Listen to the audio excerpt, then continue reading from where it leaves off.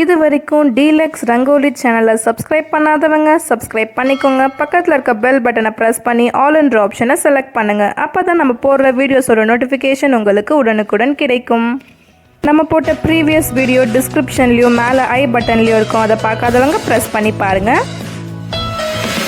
Hello viewers, welcome to our channel. இன்றைக்கி நம்ம crispy மற்றும் ஹெல்த்தியான ராகி தோசை எப்படி செய்கிறதுன்னு பார்க்கலாம்.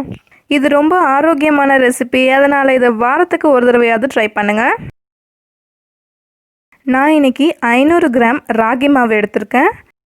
இப்போ இதில் சால்ட் ஆட் பண்ணிடலாம். ஆட் பண்ணிவிட்டு தண்ணி ஊற்றி நம்ம நல்லா கரைக்க போகிறோம்.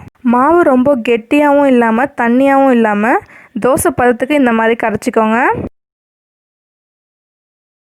இப்போ நம்ம மாவு நல்லா கரைச்சாச்சு. நெக்ஸ்ட் இதில் ஒரு கரண்டி தோசை மாவு ஆட் பண்ணிடலாம். இப்போ தோசை மாவு பதத்துக்கு நல்லா கரைச்சிடலாம். வெயிட் லாஸ்க்கு ப்ரிஃபர் பண்ணுறவங்க ராகி சம்மந்தப்பட்ட உணவை சாப்பிட்லாம். நம்ம சேனலில் ஏற்கனவே ராகி ரொட்டி எப்படி செய்கிறதுன்னு போட்டிருக்கோம். அதை பார்க்காதவங்க போய் பாருங்கள், டிஸ்கிரிப்ஷனில் லிங்க் கொடுக்குறேன். இப்போ ஒரு கடாயில் எண்ணெய் ஊற்றிருக்கேன். எண்ணெய் சூடாகிடுச்சு. கடுகும் போட்டேன்.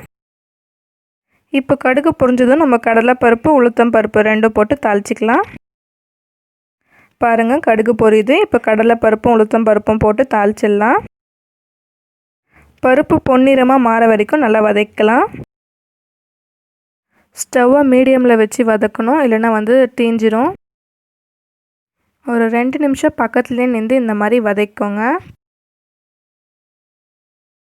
இப்போ பாருங்கள், பருப்பு கலர் சேஞ்ச் ஆகிடுச்சு. நெக்ஸ்ட்டு பச்சை மிளகாய், கொத்தமல்லி, கருவேப்பிலை இதையும் ஆட் பண்ணி நல்லா வதக்கலாம். இப்போ நீங்கள் வேணுன்றவங்க வெங்காயத்தை கூட இதில் வதக்கலாம். இல்லைன்னா நம்ம தோசை ஊற்றிட்டு மேலே தூவி கூட விட்டுடலாம் வெங்காயத்தை. இப்போ பாருங்கள், எல்லாம் நல்லா வதங்கிடுச்சு. இப்போ கரைச்சி வச்ச மாவில் இதை போட்டு நல்லா மிக்ஸ் பண்ணிடலாம். இப்போ ஸ்டவ்வில் ஒரு தோசைக்கல் வச்சுருக்கேன். தோசைக்கல் சூடானதும் நம்ம தோசை ஊற்றிடலாம்.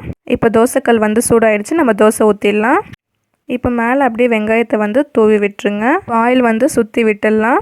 இதே நம்ம அரிசி மாவு தோசைலாம் ஊற்றினா சீக்கிரமாக வெந்துடும். ஆனால் கேழ்வரகு தோசை வேவறதுக்கு கொஞ்சம் நேரம் ஆகும். அதனால் இந்த மாதிரி ஒரு கிளாஸ் போட்டு மூடி வச்சுருங்க.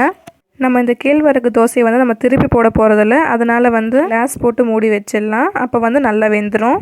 அவ்வளோதான் ஃப்ரெண்ட்ஸ், கிரிப்ஸியான ராகி தோசை நம்ம ரொம்ப ஈஸியாக செஞ்சிட்டோம்.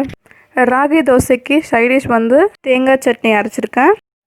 இந்த வீடியோ உங்களுக்கு பிடிச்சிருந்தா லைக் பண்ணுங்கள், ஷேர் பண்ணுங்கள். DELUXE ரங்கோலி சேனலுக்கு சப்ஸ்கிரைப் பண்ணுங்கள். பக்கத்தில் இருக்க பெல் பட்டனை ப்ரெஸ் பண்ணுங்கள். அப்போ தான் நம்ம போடுற வீடியோஸோட நோட்டிஃபிகேஷன் உங்களுக்கு உடனுக்குடன் கிடைக்கும். இப்போ ஸ்க்ரீனில் வருது நம்ம ப்ரீவியஸாக போட்ட வீடியோ. இந்த வீடியோ பார்க்காதவங்க வீடியோவை ப்ரெஸ் பண்ணி பாருங்கள். இந்த ரெசிபியை ட்ரை பண்ணி பார்த்துட்டு எப்படி இருந்துச்சுன்னு கமெண்ட் செக்ஷனில் மறக்காமல் கமெண்ட் பண்ணுங்கள். தேங்க்ஸ் ஃபார் வாட்சிங்.